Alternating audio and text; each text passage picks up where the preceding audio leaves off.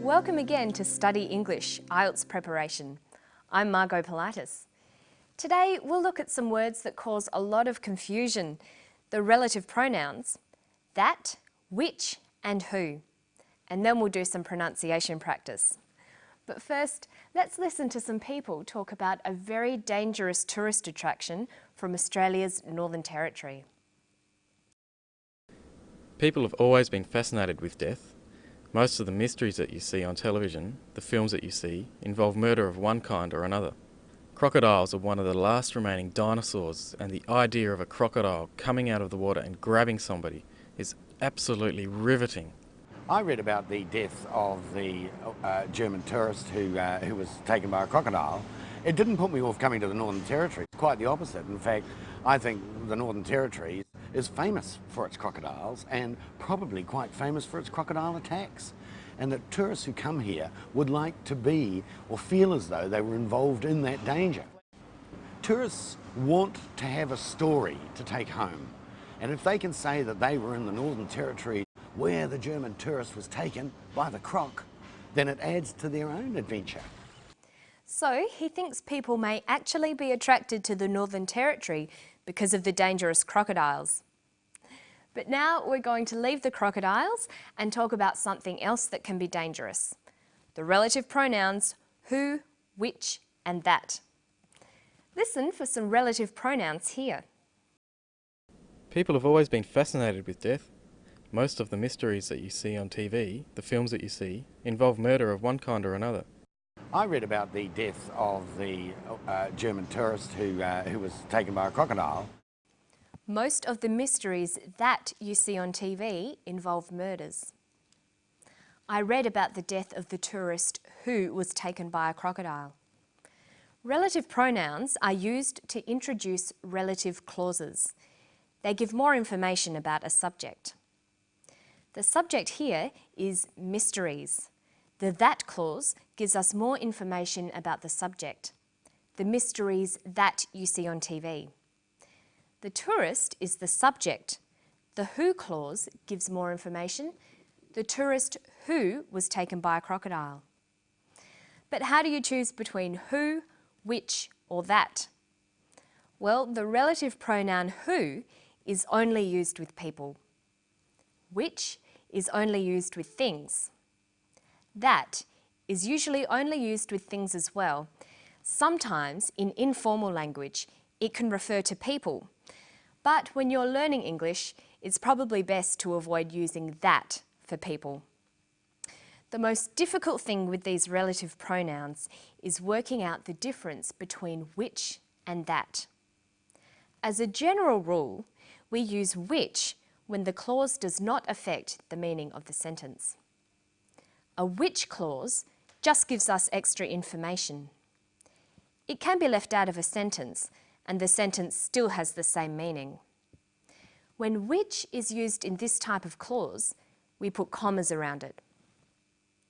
The hat, comma, which is on the bed, comma, is new. Here, the clause which is on the bed just gives us additional information.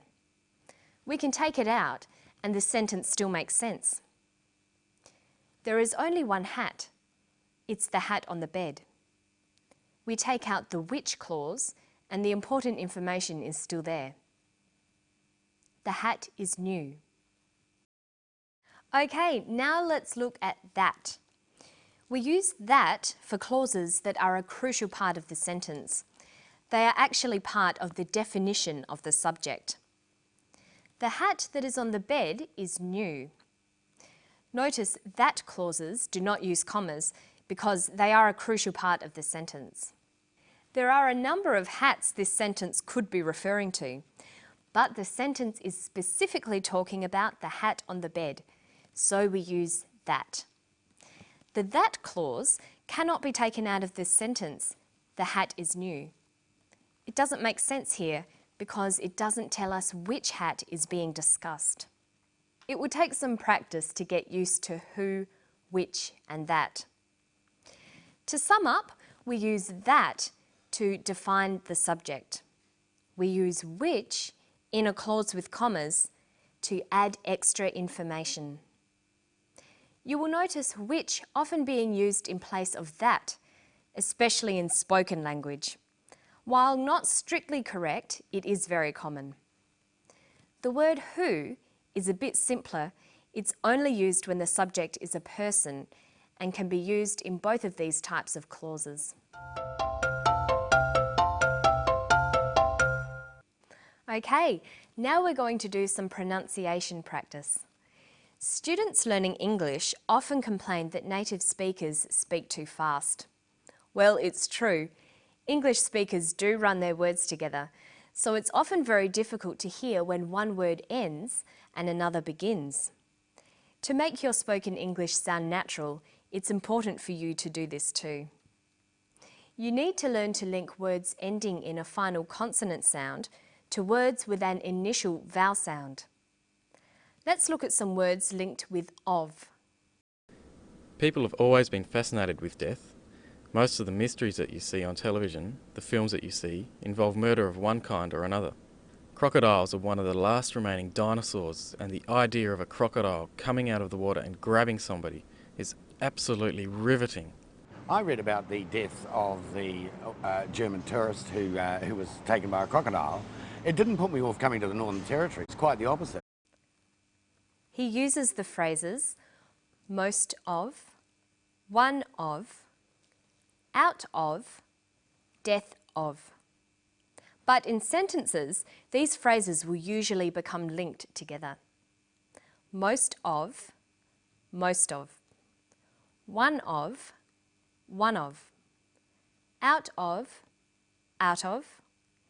Death of, death of. Notice that of in these phrases is unstressed. Practice these ones. Many of, many of. Most of, most of. One of, one of. Several of, several of. Listen to the differences when I read these sentences in a natural, conversational way. One of my best friends lives here. One of my best friends lives here. Many of the trees have died. Many of the trees have died. I enjoy most of her songs. I enjoy most of her songs. People have always been fascinated with death. Crocodiles are one of the last remaining dinosaurs, and the idea of a crocodile coming out of the water and grabbing somebody is absolutely riveting. He says people have always been fascinated with death. People have always. Notice how in conversation we link the final consonant sound v with the initial vowel sound or. Have always. Crocodiles are. Crocodiles are. Is absolutely. Is absolutely. Okay, now let's try these sentences. She is always studying hard. She is always studying hard. They aren't scared by crocodiles. They aren't scared by crocodiles. So make sure you practice words in phrases and sentences. That way you'll get used to linking your words and your spoken English will sound more natural. And don't forget to listen to native speakers as much as you can and try to copy them, even if they do speak fast. And that's all for today. I'll see you next time on Study English. Bye-bye.